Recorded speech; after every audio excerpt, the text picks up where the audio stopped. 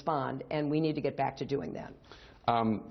Earlier this week, you appeared with Governor Cuomo here in New York at an event where the minimum wage was officially raised to $15 an hour.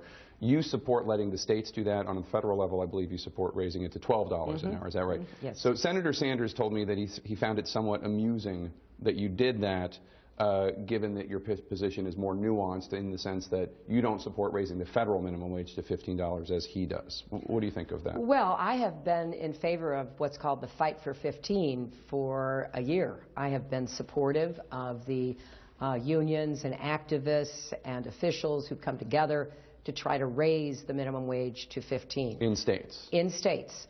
And if you look at what happened here in New York, I think it actually supports my position because there's a phase-in. 15 is being phased in New York City and the surrounding area, but you're going to be phasing in at a much slower rate in upstate, in places that are less populated, where there are some economic challenges. That's exactly my position. I want to raise the national minimum wage to 12, which is the highest it would have been by any measure since 1968.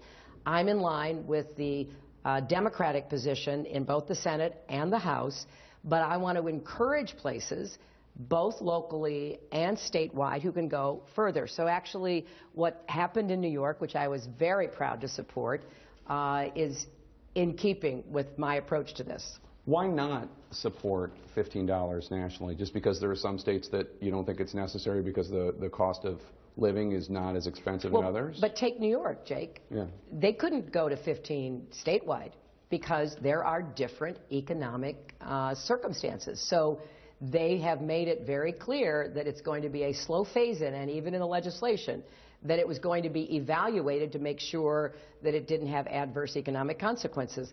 Well, there are a lot of places that are, not well off around the country. They are now required to have a $7.25 minimum wage. So to go from that to 12 is a big leap. Now, I want to encourage every place that can get to 15. So the New York Cities, the Los Angeleses, the Seattles, and California raised its minimum wage, but it also took into account different geographic areas with different economic circumstances.